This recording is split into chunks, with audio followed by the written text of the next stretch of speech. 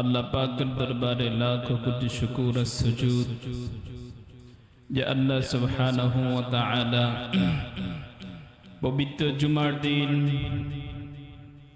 পৃথিবীর সর্বোৎকৃষ্ট স্থান আল্লাহর ঘর পবিত্র মসজিদে আসার বসার তৌফিক দান করেছেন। এজন্য সকলে পড়ি আলহামদুলিল্লাহ। এই সপ্তাহের টপিক ছিল ন্যাশনাল অ্যানথেম নিয়ে কিছু কথা বলা, কিন্তু গত পরশুদিন দেখলাম যে মাজার ভাঙচুর নিয়ে কিছু আলোচনা হচ্ছে। তো মাজার সংক্রান্ত কিছু কথা বলা দরকার। মাজার সংক্রান্ত একটা স্বচ্ছ ধারণা আমাদের মধ্যে থাকা দরকার, আছে না নাই? মাজার কি এই বিষয়টা বোঝা দরকার। কবরকে আমরা কি বলি? মাজার বলি না? মাজার শরীফ। মাজার কি হয়? শরীফ হয়ে যায় মাঝে মধ্যে। মাজারকে মাজার কেন বলা হয়? মাজারকে মাজার এই জন্য বলা হয় এটাকে বারবার জিয়ারত করা হয়। জিয়ারত করার স্থানকে কি বলে? মাজার বলে। মসজিদকে মসজিদ কেন বলা হয়? এখানে সেজদা দেওয়া হয়, বারবার সেজদা দেওয়া হয়, এজন্য মসজিদকে মসজিদ বলে। মাদ্রাসাকে কেন মাদ্রাসা বলে? সেখানে পাঠদান দেওয়া হয়।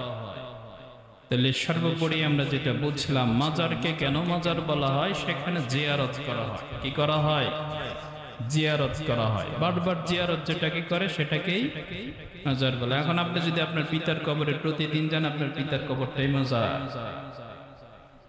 ঠিক কিনা? আর যদি আপনি আপনার বাড়ির পাশের কবরস্থানে প্রতিদিন যান, এটা আপনার জন্য মাজার। মাজারে কেন যায় মানুষ? আপনারা বলেন, কেন যায় মাজারে? কিছু দেওয়ার জন্য নাকি নেওয়ার জন্য?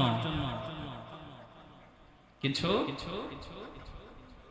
একজনে বলছেন দেওয়ার জন্য, বাকিরা নেওয়ার জন্য। মাজারে যাওয়া হয় তাকে দেওয়ার জন্য। আল্লাহর হাবিব সাল্লাল্লাহু আলাইহি ওয়াসাল্লাম বলেছেন, যে ব্যক্তি দুনিয়া ছেড়ে চলে যায় তথা মৃত্যুবরণ করে, তার মতো এতটা অসহায় পৃথিবীতে কেউ না। একটা গভীর সাগরের গভীরে যদি কেউ পড়ে যায়, তার জন্য পৃথিবীটা কেমন, পৃথিবীটা তার কাছে কেমন মনে হয়, সে কেমন অসহায়। একটা খড়কুটাও যদি তাকে আশ্রয় দেয়, এই খড়কুটাটা তার কাছে কেমন। যে ব্যক্তি কবরে চলে যায়, ওর কাছে যেন একটা গভীর সাগরের মধ্যে সাঁতরানোর মতো। ওই ব্যক্তিটা এতটা অসহায় হয়ে যায়, দুনিয়া থেকে আমরা কেউ বলতে পারি কে জান্নাতি কে জাহান্নামী। শাহজালাল রহমতুল্লাহ আলাইহি, আমরা আশা করি আল্লাহ ওনাকে মাফ করে দেখ, ওনাকে জান্নাতে দেখ, এরকম আশা করি না? উনি যে জান্নাতি এটাকেও আমরা বলতে পারি। আমি আপনাদের কাছে বড় পীর সাহেব, বড় ইমাম সাহেব, বড় কিছু, কিন্তু আল্লাহর কাছে আমার কোনো গ্রহণযোগ্যতা নাও থাকতে পারে। দু একজনে বলছেন ঠিক, বাকিরা ঠিক না।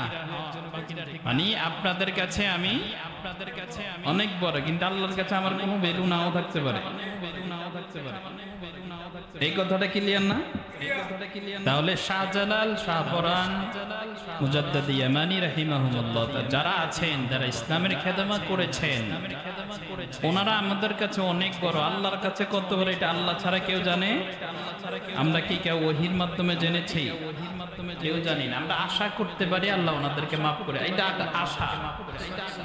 আমরা গ্যারান্টি দিয়ে অথেন্টিক সোর্স আমাদের কাছে নেই। এজন্য শাহজালাল রহমতুল্লাহ আলাইহি, শাহপরান রহমতুল্লাহ আলাইহি, ওনাদের কবর থেকে কিছু চাওয়া যাবে? কবরকে অনেক উঁচু করা যাবে? আপনি কবরে কেন যাবেন? আল্লাহর কাছে কেন যাবেন না?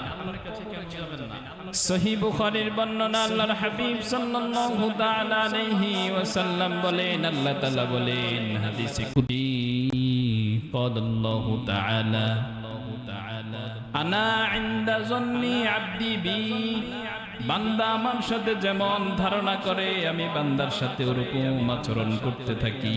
বান্দা আমার সাথে যেমন, আমার ব্যাপারে যেমন ধারণা করে, বান্দার প্রতি আমি কেমন করি, সেই আচরণে সেভাবে তার সাথে কি করে মুআমালাত মুআশারাত করতে থাকি।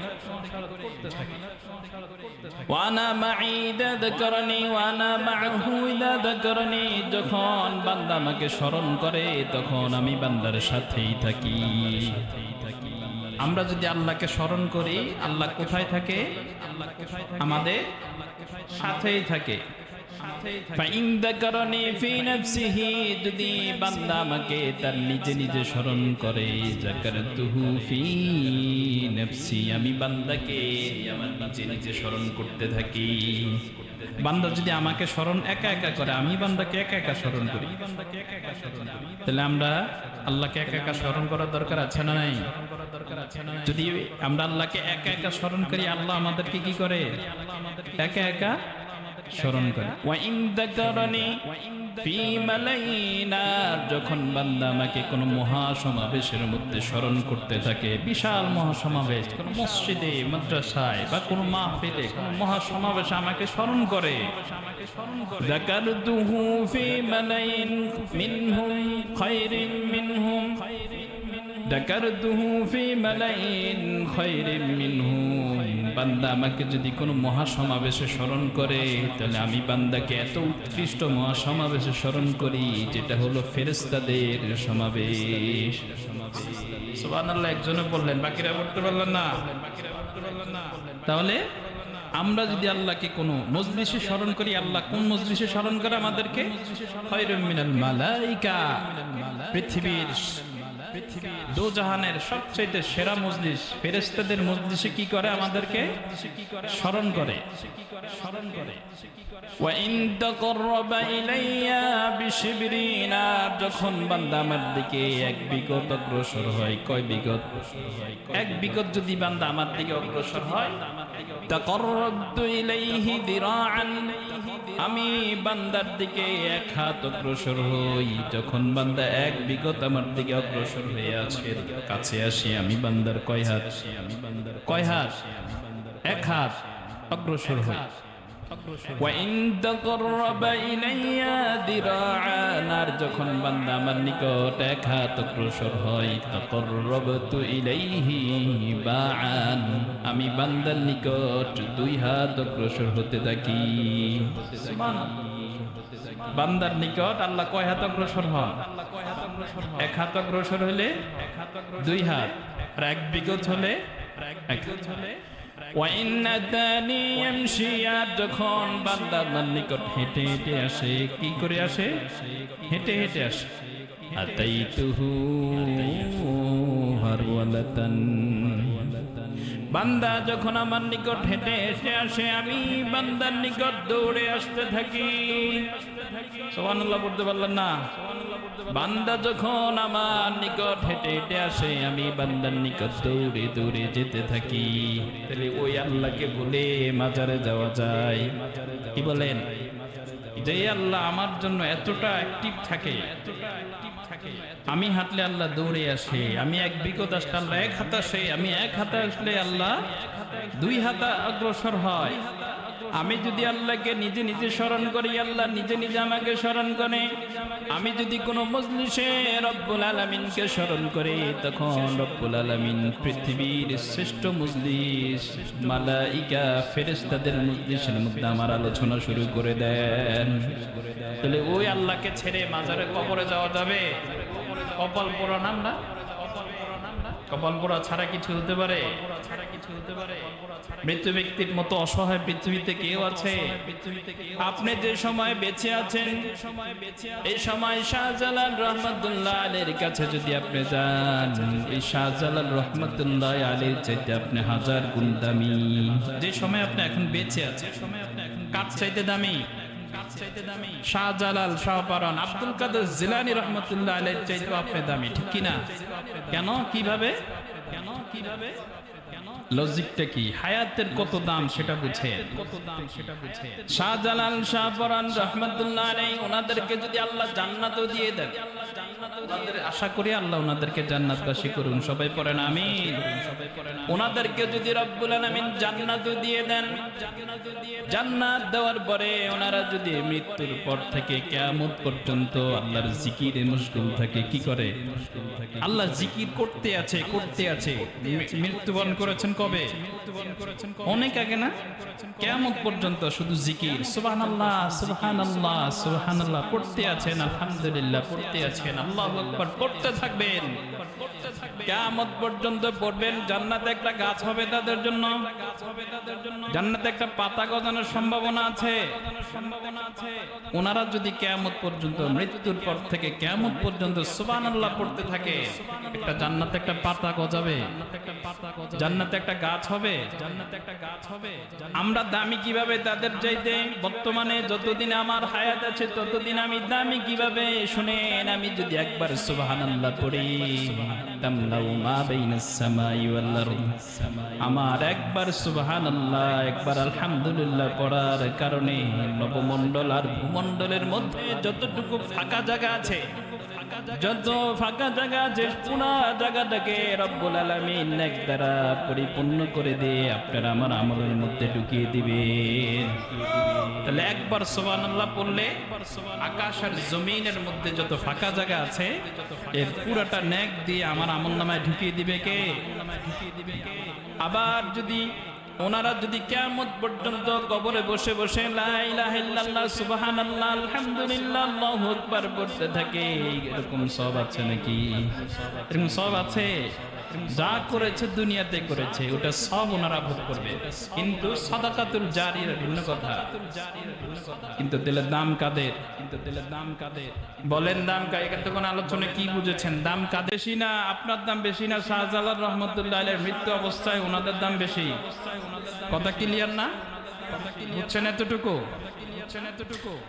আবার যদি শাহজালাল শাহপরান রহমতুল্লাহ আলাইহি কবর থেকে বসে বসে সুবহানাল্লাহ আলহামদুলিল্লাহ কিয়ামত পর্যন্ত পড়তে থাকে, আর আমি আর আপনি জীবিত অবস্থায় একবার সুবহানাল্লাহ আলহামদুলিল্লাহ পড়ি, তাহলে আমার আপনার জন্য জান্নাতে আল্লাহ এত বিশাল একটা গাছের ব্যবস্থা করেন। ওই গাছটা যদি কোন দ্রুতগামী ঘোড়া যদি 500 বছর দৌড়াতে থাকে, কত বছর? 500 বছর, একবার সুবহানাল্লাহ বলার কারণে যে গাছটা জান্নাতের মধ্যে হয়েছে ওই গাছটার ছায়া অতিক্রম করতে পারবে না। গাছটা কত বড়? ছায়া যদি এত বড় হয়, গাছটা কত বড়? কার জন্য? যাদেরকে আল্লাহ আমাদের, যাদের হায়াত এখনো রেখেছেন, আমরা যারা জীবিত আছি, একবার সুবহানাল্লাহ বললে জান্নাতে কয়টা গাছ হয়? ওই গাছটা কত বছর দৌড়াতে হয় একটা ঘোড়া? দ্রুতগামী ঘোড়া যদি 500 বছর দৌড়াতে থাকে অতিক্রম করতে পারে? আর শাহজালাল শাহপরান যারা 360 আউলিয়া যাদের কথা বলি, সব আউলিয়ারা যদি শুধু একজন নয় সবাই মিলে যদি কিয়ামত পর্যন্ত সুবহানাল্লাহ আলহামদুলিল্লাহ কবরের জগতে বসে বসে পড়তে থাকে, একটা গাছ তো দূরের কথা, একটা পাতা জন্মাবে। কি বলেন? একটা পাতা জন্মাবে। কোন সুযোগ আছে? তাহলে দাম কাদের বেশি? সবাই বলতেছেন না দাম কাদের বেশি? তাহলে যারা কবরবাসী হয়ে গেছে ওদের দাম বেশি না আমাদের দাম বেশি? বিশ্বনবী সাল্লাল্লাহু তাআলা আলাইহি ওয়াসাল্লাম এক জায়গায় গেলেন, সাইয়েদনা আলীকে ডেকে বললেন, ও আলী, এলাকার মধ্যে ঢুকে যাও, আর এলাকার মধ্যে যত উঁচু উঁচু গম্বুজ বিশিষ্ট কবর দেখবা সবগুলোকে ভেঙে ছুঁড়ে মাটির সাথে গুটিয়ে দেও। কাকে পাঠালেন? সাইয়েদনা আলী রাদিয়াল্লাহু তাআলা আনহুকে বিশ্বনবী সাল্লাল্লাহু আলাইহি সাল্লাম পাঠালেন। কোথায়? মদিনার একটা এলাকায় পাঠালেন যে ও আলী যাও, যত গম্বুজ বিশিষ্ট উঁচু উঁচু যত কবর দেখবা সবগুলো কবরকে মাটির সাথে মিশিয়ে দাও। কার আদেশ? কার আদেশ? বিশ্বনবী সাল্লাল্লাহু তাআলা আলাইহি ওয়াসাল্লামের আদেশ। সবগুলো কবরকে মাটির সাথে মিশিয়ে দেওয়ার আদেশ কার? নবীজির আদেশ। তাহলে আমাদের বাংলাদেশে যে কবরগুলো আছে, উঁচু উঁচু যে বিল্ডিং, যে গম্বুজ বিশিষ্ট কবর আছে, ওগুলো ভাঙা দরকার আছে না নাই? আসতে বলতেছেন, ভাঙা দরকার আছে না নাই? শাহজালাল রহমতুল্লাহ আলাইহি বলে গিয়েছেন যে আমার কবরের উপরে ইয়া বড় বড় পাহাড় গম্বুজ বানাও। আপনার মন হয়তো কি আপনার মন হয়তো কি নিশ্চিত কথা, এরা বলে যাবে কখনো, এরা বুঝে না। পৃথিবীর যত আউলিয়া আছে সব সাহাবাদের পরে যত আউলিয়া আমরা ভাবি, সব লোকদেরকে যদি এক পাশে রাখা হয়, বিশ্বনবীর একজন সাহাবীকে যদি এক পাশে রাখা হয়, কার দাম বেশি? কার দাম বেশি? এত আস্তে বললে তো বোঝা গেল না। কার দাম বেশি? ওই বিশ্বনবীর কোন সাহাবীর কবরের উপর কত বড় বড় গম্বুজ আছে দেখেছেন? আছে আছে। তাহলে বিশ্বনবী কাকে পাঠালেন? আলীকে পাঠালেন যে যাও সব উঁচু উঁচু কবর বিশিষ্ট যা আছে সব ভেঙে চুরমার করে দাও। তাহলে শাহজালাল রহমাতুল্লাহ আলাইহি থেকে যত জনের উঁচু উঁচু কবর আছে সব ভাঙা দরকার আছে না নাই? আস্তে কইতে আছেন, সব ভাঙা দরকার আছে। সব ভেঙে ফেলতে হবে। কিরকম কবর বানাতে হবে? আমাদের যে সাধারণ কবর আছে সেই কবর। একজন ওই দিন বলতেছে তাহলে আমাদের কবর তো উঁচু হয়, আমাদের যে কবরগুলো উঁচু হয় এটা কেন উঁচু করা হয় জানেন? এটা চিহ্ন দেওয়ার জন্য, একটা চিহ্নিত করে রাখার জন্য যে নেক্সট যে কবরটা আসবে সেটাকে যেন এটার উপরে না দেওয়া হয়। বুঝছেন কথা? আরেকটা কবর যেন এটার উপরে না দেওয়া হয়, এটা চিহ্নিত করার জন্য। এটা নয়তো এটাকেও মাটির সাথে মিশিয়ে দেওয়ার কথা ছিল। অন্য কবর যেন এটার উপরে না পড়ে এই জন্য চিহ্নিত করা হয়েছে।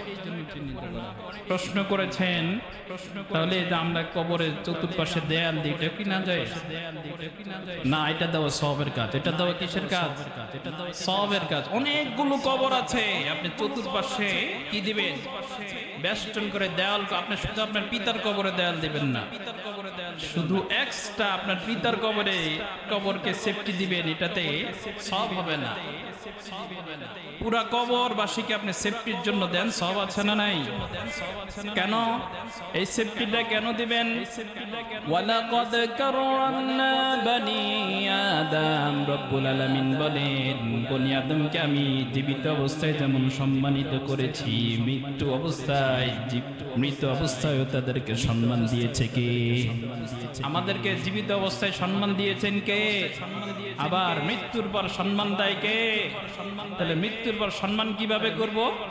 আমাদের কবরগুলোতে যেন কোনো কি না যায়, গরু, মহিষ, ছাগল, দুম্বা, ভেড়া, কুকুর এগুলো যেন না যেতে পারে, এটা থেকে সেফটির জন্য চতুর্পার্শ্বে ওয়াল করা হয়। গম্বুজ করতে কথা বলেছে, গম্বুজ করার কথা আছে, কপাল পোড়ার জাতীয়রা। তাহলে সাইয়েদানা আলী রাদিয়াল্লাহু তাআলা আনহুকে পাঠালেন যত কবর আছে সবগুলোকে ভেঙে দেওয়ার জন্য। কাকে পাঠালেন? বিশ্বনবী সাল্লাল্লাহু আলাইহি ওয়াসাল্লাম। আবার কবরের উপর লাল শালু কাপড় টানানো আছে না নাই? কবরে মাজারে মোমবাতি দেওয়ার কথা আছে না নাই? মোমবাতি দেওয়া যাবে কবরে? কাকে দিচ্ছেন? কেন দিচ্ছেন? আবার মশারি টানায় অনেক ডাকাত আছে না নাই? মশারি টানায় কেন? মাছি পরে। এই কবরের সাথে যেই কবরবাসী তার উপর থেকে মাছি তাড়াতে পারে না, সে তোকে বাচ্চা দিব কিভাবে? সে তোর মনের আশা পূরণ করবে কিভাবে? এটার সাথে হিন্দুদের মূর্তির সাথে সাদৃশ্য আছে কিনা? হিন্দুদের মূর্তির সাথে সামনে খাবার দিলে যেমনি ভাবে মূর্তি খেতে পারে না, মশা মাছি খাওয়া শুরু করে, কবর উপর খাবার দিলে ঠিক তেমনি ভাবে মশা মাছি খায়, ঠিক কিনা? তাহলে আমার সাথে এর সাথে সাদৃশ্য হয়ে গেল না? মান তাশাব্বাহা বিকওমিন ফাহুয়া মিনহু, যে জাতি যার সাথে সাদৃশ্যতা রাখবে ওর হাসর, ওর কিয়ামত তার সাথে হবে, ঠিক কিনা? তাহলে আমি যদি কবরে মাজারে যাই সিজদা দিই, আমার হাসর কাদের সাথে হবে? হিন্দুদের সাথে। কাদের সাথে? হিন্দুরা তাদের মূর্তির সাথে, মূর্তির সামনে সিজদা দেয়, আমি বাবার সামনে সিজদা দিই। পার্থক্য কোথায়? এটা শিরক। আর শিরক আল্লাহ মাফ করেন না কখনো।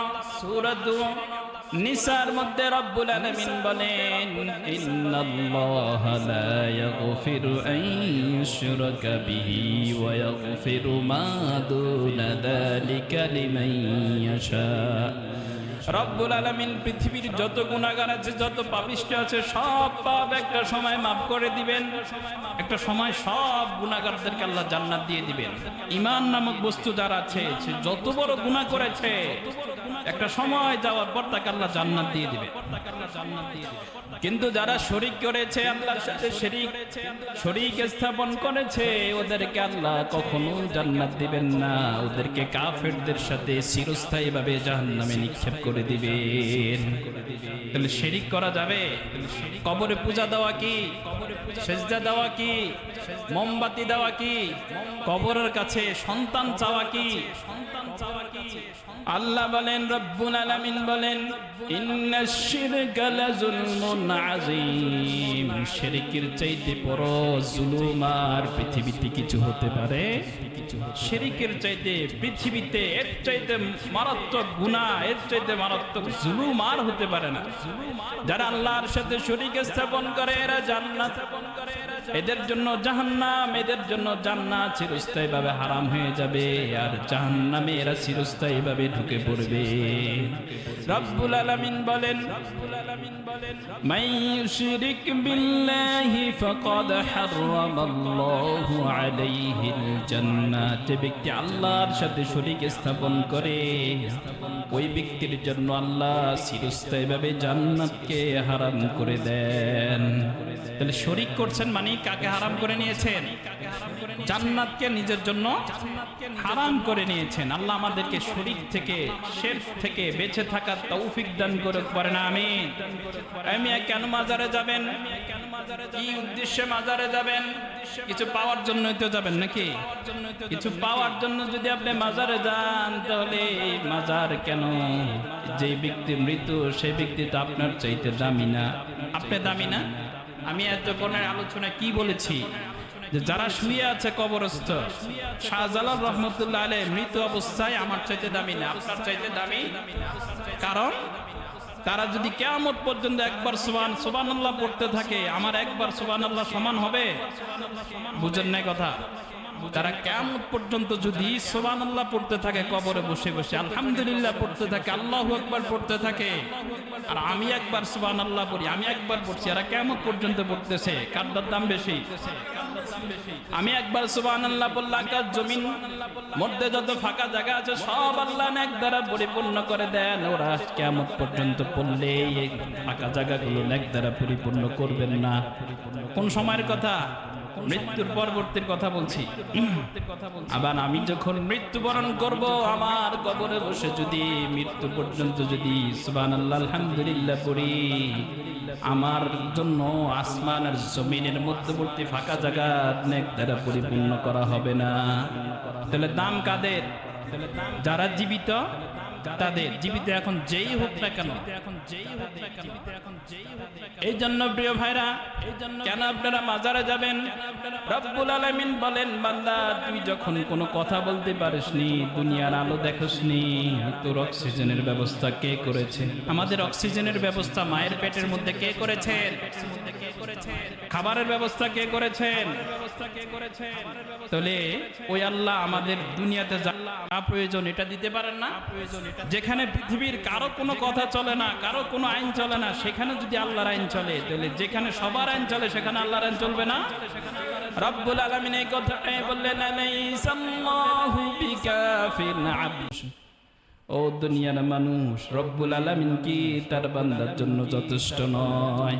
আল্লাহকে আমাদের জন্য যথেষ্ট না? তাহলে আলাইসাল্লাহু বিকাফিন আবদা। যে সময় দুনিয়ার কারো আইন চলে না, সেখানে আমার আইন চলছে, এখন আমার আইন চলবে না? চলবে। তাহলে কেন আপনি কবরে যান? কেন মাজারে যাচ্ছেন? মাজারে গিয়ে যারা দেখবেন মশারি দেয়, আগরবাতি দেয়, মোমবাতি দেয়, ওদের মা বাপ দেখবেন আলোহীন অবস্থায় জীবন যাপন করে, ওদের মাকে বাবাকে মশা খায়, ওরা কবরে যায় মশারি দেয়। এমন ডাকাত আছে না নাই? কেন? দোয়ার জন্য মাজারে মাজারে ঘুরছেন, দোয়া তো আপনার বাড়িতেই পড়ে আছে। আল্লাহর হাবিব সাল্লাল্লাহু তাআলা আলাইহি ওয়াসাল্লাম বলেন সহিহ বুখারীর বর্ণনায়, দাওয়াতু সালাসাতিন মুস্তাজাব। তিনটি দোয়া এমন আছে, তিন ধরনের ব্যক্তি, এমন তিন ধরনের ব্যক্তি আছে যাদের দোয়াকে কখনো ফিরিয়ে দেওয়া হয় না, বললে দোয়া কবুল। যারা দোয়া করলেই, কয় ধরনের লোক?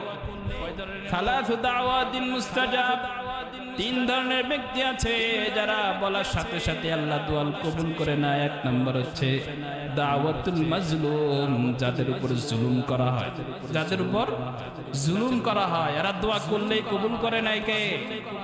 ওয়া দাওয়াতুল মুসাফির, দুই নম্বর হচ্ছে মুসাফিরের দোয়া। মুসাফির যখন আল্লাহর কাছে দোয়া করে সাথে সাথে কবুল করে নাই কে?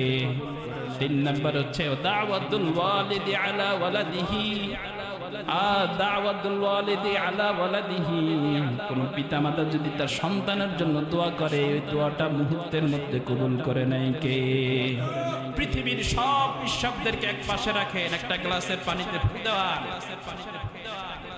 আর আপনার পিতামাতা, বৃদ্ধ পিতামাতা, যুবক পিতামাতাকে এক পাশে রাখেন, তাদেরকে একটা গ্লাসে ফু দেওয়ান। পৃথিবীর সব বিশ্বাস যেই গ্লাসে পানিতে ফু দিয়েছে, ওই গ্লাসের পানি যে উদ্দেশ্যে ফু দিয়েছে, উদ্দেশ্য পূরণ হতেও পারে, নাও হতে পারে, ঠিক কিনা?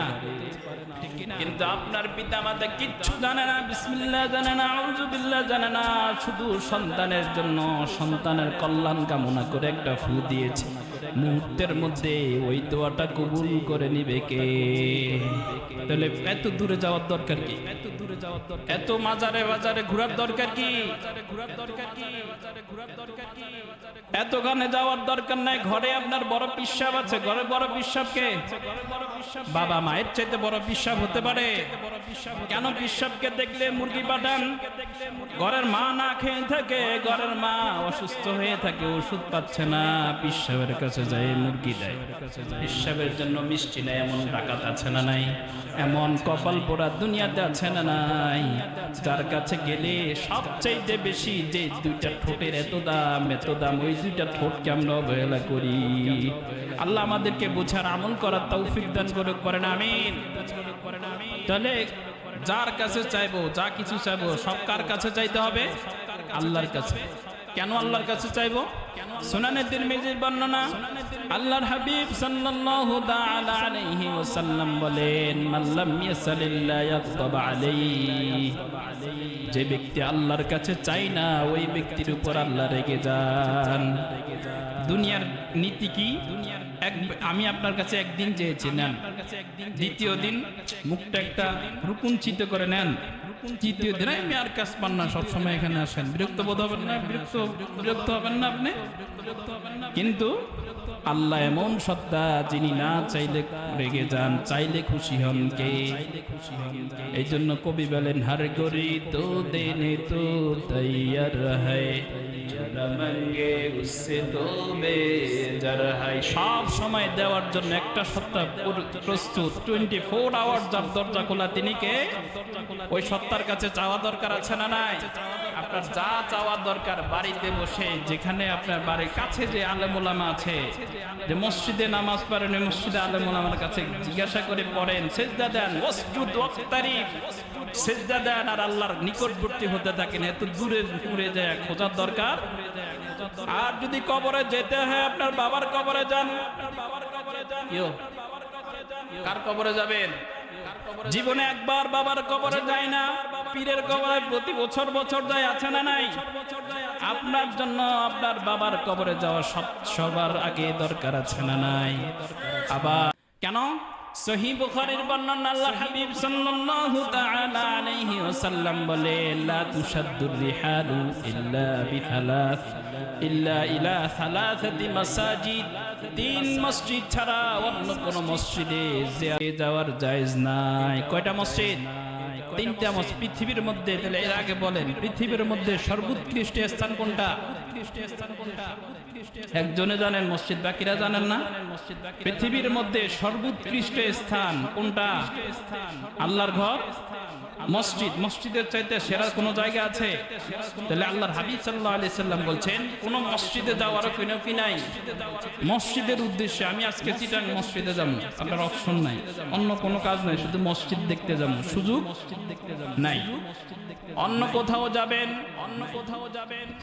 শুধু মসজিদ জিয়ারত করার উদ্দেশ্যে যাবেন এই রাইট আপনাকে দেয় নাই। যদি মসজিদ দেখার সুযোগ না থাকে তাহলে মাজার দেখা যাবে।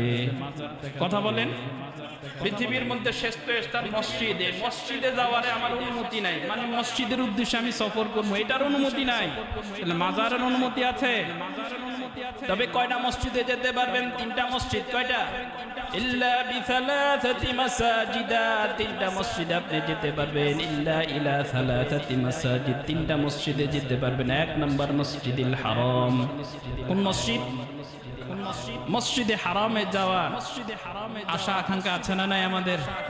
আল্লাহ আমাদের সবাইকে মসজিদে হারাম জিয়ারত করার তৌফিক দান করে, করেন আমিন। 2 নম্বর মসজিদে এই মসজিদিন নবী সাল্লাল্লাহু আলাইহি ওয়াসাল্লাম, বিশ্বনবী বললেন দ্বিতীয় মসজিদ হলো আমার মসজিদ, অর্থাৎ মসজিদে নববী। কোন মসজিদ? সহিহ বুখারীর বর্ণনা।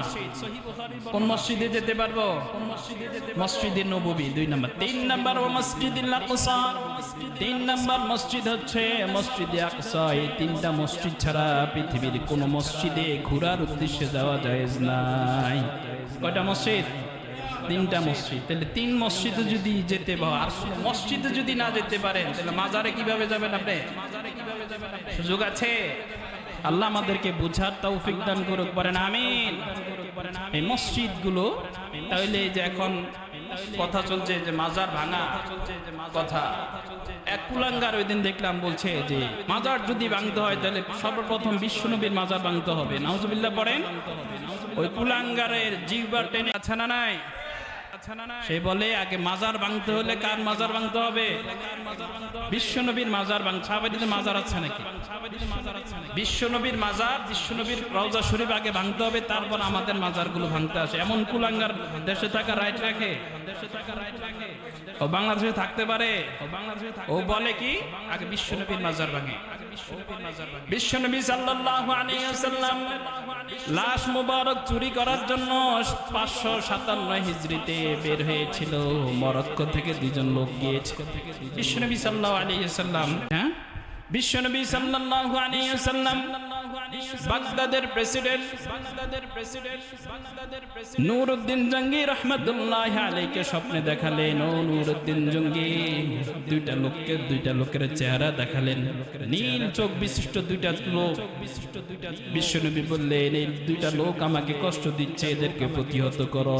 নূরউদ্দিন জঙ্গি রাহমাতুল্লাহি আলাইহি রাতের বেলা ঘুমিয়েছেন, ঘুম থেকে হঠাৎ উঠে গেলেন। না কি বললো এটা? বিশ্বনবী তো মরে গিয়েছেন, উনি তো ইন্তেকাল করেছেন, ওনাকে কিভাবে কষ্ট দিয়েছেন? অনেকক্ষণ ভেবে চিন্তে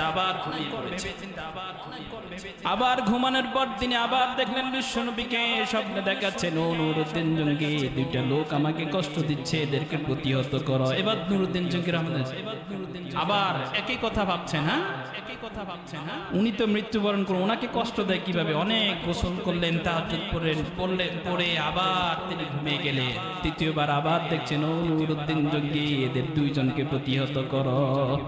নূরউদ্দিন জঙ্গি রাহমাতুল্লাহি আলাইহি উঠে তাহাজ্জুদ পড়লেন, আর ঘুমালেন না। ফজর নামাজ শেষ করে 16,000 অশ্বরাহীকে নিয়ে বাগদাদ থেকে রওনা দিলেন মদিনার উদ্দেশ্যে। নূরউদ্দিন জঙ্গি রাহমাতুল্লাহি আলাইহি সংক্ষেপে বলছি, নূরউদ্দিন জঙ্গি রাহমাতুল্লাহি আলাইহি ভাবলেন বিশ্বনবী কোনো ভাবে কষ্ট পাচ্ছেন, কারণ বিশ্বনবী যাকে স্বপ্নে দেখায় তিনি বিশ্বনবী ছাড়া আর কাউকে দেখেন না, কারণ বিশ্বনবীর চেহারা শয়তান ধারণ করতে পারে না। বিশ্বনবীকে দেখেছি, তাহলে উনি তৎক্ষণাৎ ফজর পড়ে কারোর সাথে কোনো পরামর্শ নাই 16,000 অশ্বরাহী নিয়ে তিনি ছুটলেন কোন দিকে? সুদূর মরুভূমির প্রান্ত দিয়ে মদিনার দিকে ছুটলেন। মদিনায় গিয়ে 17 দিন পর মদিনায় উপস্থিত হলেন। নূরউদ্দিন জঙ্গি রাহমাতুল্লাহি আলাইহি সবাইকে ডাকলেন, ডেকে বললেন আজকে মদিনাতে যারা আছে কেউ মদিনার বাইরে যেতে পারবে না, সবাইকে বেষ্টনী দিয়ে ফেলছেন। মদিনা থেকে কেউ বের হতে পারবে না, সবাই মদিনাতে ঢুকতে পারবে, কেউ বের হতে পারবে না। আর সবার দাওয়াত, সবাই ধনী হোক গরিব হোক, সবাই আমার এখানে একদিন মেহমানদারি করতে হবে, একবেলা। সবাই আমার কাছে একবেলা কি করতে হবে? খেতে হবে। যে কাজ যে কল্পনা সে কাজ তিনি শুরু করে দিন, প্ল্যান অনুযায়ী কাজ শুরু করলেন। মদিনার সবাই চলে আসছে, দুইজন লোককে তিনি দেখছেন না। যে দুইজন লোককে বিশ্বনবী স্বপ্নে দেখিয়ে দিয়েছেন, ওই দুই লোককে দেখছে না। বিশ্বনবী হয়রান, বিশ্বনবীর প্রিয় লোক নূরউদ্দিন জঙ্গি রাহমাতুল্লাহি আলাইহি হয়রান হয়ে গেলেন। কিরে, মদিনার সবাই চলে আসলো, এই দুইজন লোক কোথায়? নূরউদ্দিন জঙ্গি রাহমাতুল্লাহি আলাইহি এলান করে দিলেন, আর কে আছে? মদিনার সবাই বলছেন, বাদশা আর মদিনাতে কেউ নাই, যারা আছে সবাই বাদশা আর আপনার খাবারের দাওয়াতে সবাই উপস্থিত হয়েছে। বলে না, এখনো দুজন বাকি আছে। কোন দুইজন? যে দুইজনের উদ্দেশ্যে সবাইকে খাওয়াচ্ছে, যে দুইজনের উদ্দেশ্যে সবাইকে খাওয়াচ্ছে, ওই দুজনে আসে নাই, বাকিদের খাওয়ার তো কোনো ভ্যালু নাই। উনি সবাইকে জড়ো করলেন, বলে দুইজন লোক আমি খাওয়াইতে পারি না, এই দুজন লোক এখনো বাকি আছে। মসজিদ বিশাল সমাবেশ থেকে একজন লোক বেরিয়ে আসলো যে, হুজুর, দুইজন লোক আছে, এরা কারো বাসায় খাওয়া দাওয়া করে না। এরা কারো বাসায় কি করে না? খাওয়া দাওয়া করে না। এদের কাজ কি?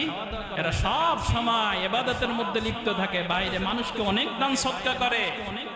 হুজুর, এরা কারো খাবার খায় না, মানুষ খাওয়ায়। কত বড় দানবী হুজুর, এরা এত বড় দানবী। নূরউদ্দিন জঙ্গি রাহমাতুল্লাহি আলাইহি এদেরকে ডাকলেন, ডেকে বললেন, তোমরা কে? পরিচয় দাও।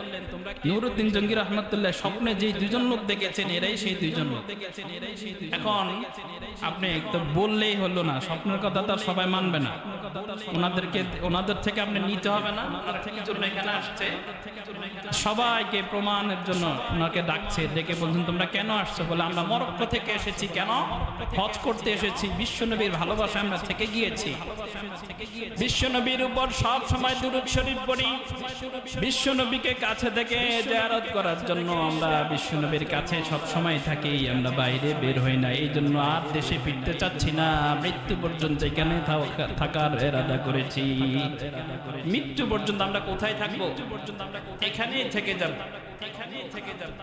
নূরউদ্দিন জঙ্গি রাহমাতুল্লাহি আলাইহি ওনাদের কথার মধ্যে কোনো কারচুপি দেখছে না। হ্যাঁ, চেহারা এই বড় বড় দাড়ি, এই বড় বড় টুপি, এই বড় বড় পাগড়ি, কিছু পাচ্ছে না। ওনাদেরকে ওনার কাছে রেখে এমনি গেলেন। ওনাদের বলে, তোমরা থাকো কোথায়? বলে, আমরা অমুক বাসায় থাকি। বাসায় গিয়ে দেখলেন সব কিতাবাদি ভরপুর, কোরআন হাদিসের কিতাবের অভাব নাই। নূরউদ্দিন জঙ্গি রাহমাতুল্লাহি আলাইহি টেনশনে পড়ে গেলেন, কিরে, আল্লাহ রাসূল কি দেখালো আর কি পাচ্ছে?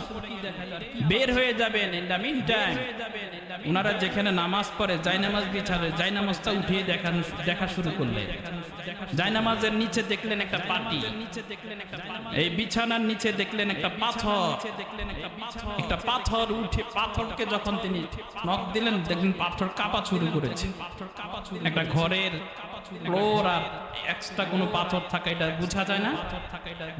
বুঝেছেন, উনি পাথরটাকে উঠিয়েছেন। উঠিয়ে দেখেন বিশাল সুড়ঙ্গ। নূরউদ্দিন জঙ্গি রাহমাতুল্লাহি আলাইহি কাউকে নামতে দেন নাই, নিজে নেমে গিয়েছে।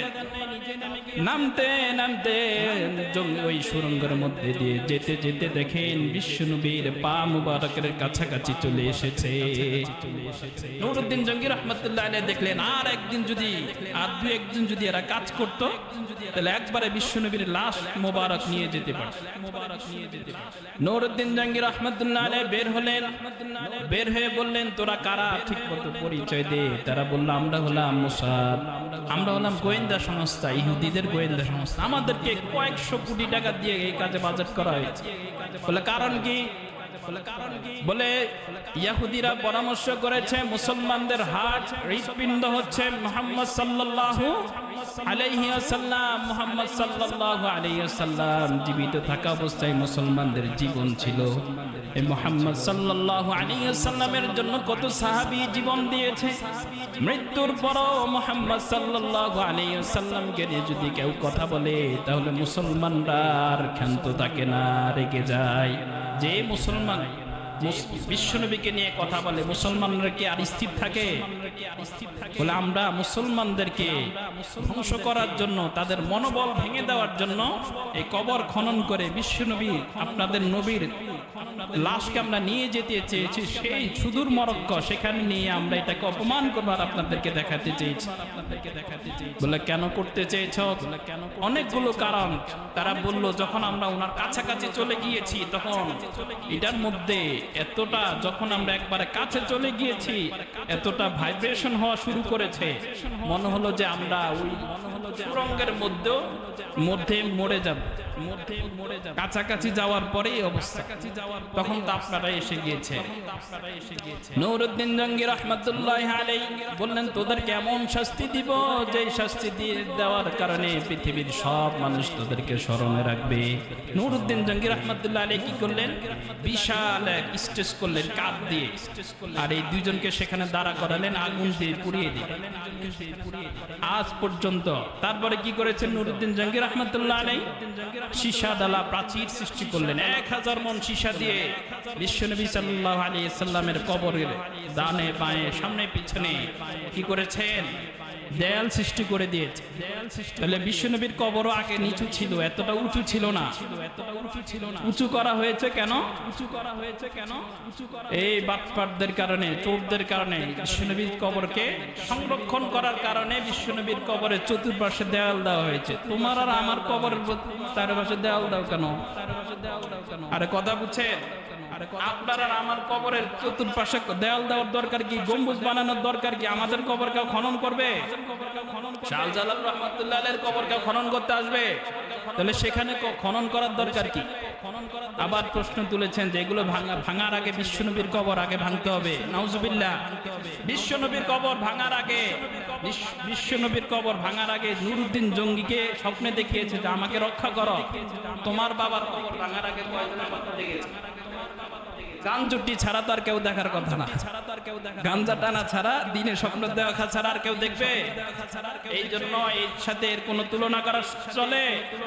এখন কথা হচ্ছে, সর্বশেষ কথা হচ্ছে, তাহলে এদিকে আমাদের ভাঙার রাইট আছে? মাজার এটা ভাঙলে সওয়াব আছে না নাই? মাজার ভাঙলে সওয়াব আছে, ঠিক আছে। আমাদের তো ইসলামিক রাষ্ট্র না। এখন ভাঙলে ভারতে এমনি চাচ্ছে যে একটা কুন্দল সৃষ্টি করতে আমাদের মধ্যে। বাইরের রাষ্ট্রগুলো চাচ্ছে না একটা কুন্দল সৃষ্টি করতে? আমাদের রাষ্ট্রের এমনি হজবরের অবস্থা।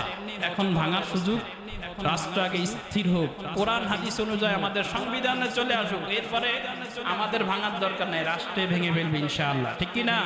এর জন্য দোয়া করার দরকার আছে না নাই? আল্লাহ আমাদের সবাইকে বোঝার, আমল করার তৌফিক দান করুক, করেন আমিন।